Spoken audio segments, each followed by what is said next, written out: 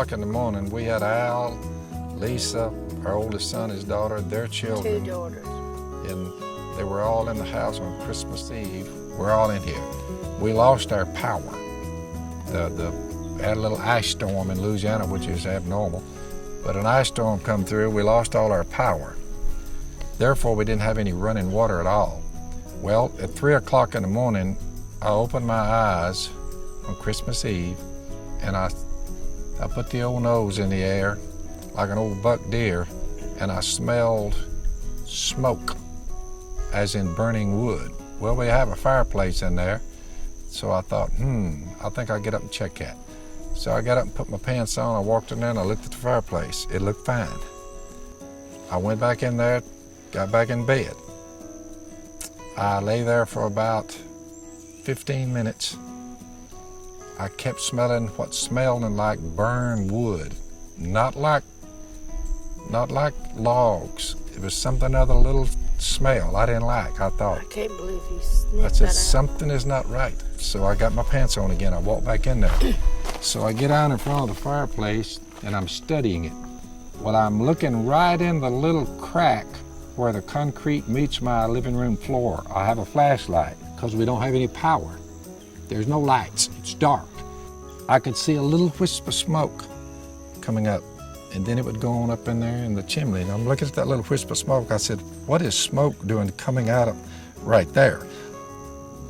I thought, let me check something. So I go outside, I crawl up under my house, and I can see a red glow. I thought, a red glow underneath my house, not good. And not only that, I could see smoke underneath my floor joists. It was just thick smoke, about like that. So I got up and I ran back in there and I looked. Well, at first I took 5 gallons out of one of these water dispensers. Well, I had a 5-gallon, about 2 of them, 5-gallon jug, all the water I had. Well, I poured in that crack and it went I said, the house is on fire and that floor is on fire right there. So I hollered, everybody got up, so I got ready to get them out of there in case it goes boom. So I'm looking around, run out here, call my neighbor over here, one of the brothers. I said, bring a chainsaw, and I said, a sledgehammer. So I run out here, he comes tearing up in here. I grab that sledgehammer, and I run in there. I said, hold that water. And I said, Miss Kay, I'm fixing to destroy your floor here, but trust me, it's got to be done. She said, don't tell me you're gonna bust that all up. I said, I'm fixing to bust it up. So I came from right here. By now, it's about 3:30 in the morning, and I started coming down on that concrete, and I started breaking that concrete where that wood. But when I started doing that, I looked down underneath there, and I mean, it was just red coals, my floor.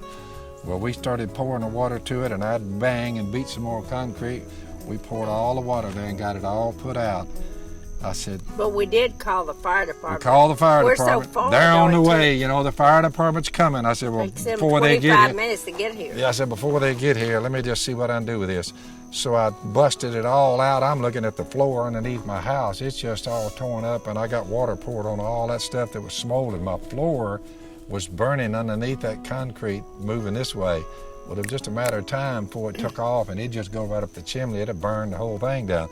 Well, when they pulled up, lights flashing, they ran up there, you know, and they ran in there where it was, and they said, we expected to see the thing caving in. That's where when they call us. But I said, okay, now it's time to go duck hunting, because duck season was going on, of course, right there at Christmas. So we I went tore in. up the house and left. I just left the hole in the floor. I said, everybody have a nice Christmas day. I said, you boys ready?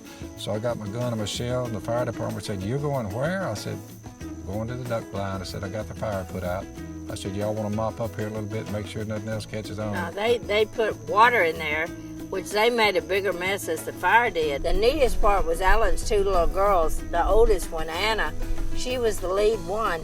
She wasn't worried about any of the fire. All she was doing with a flashlight was over there picking out all her presents out from under the tree. And was make sure they didn't get burned up. Yeah, she took them out on the porch, every one of them. Smart girl, that.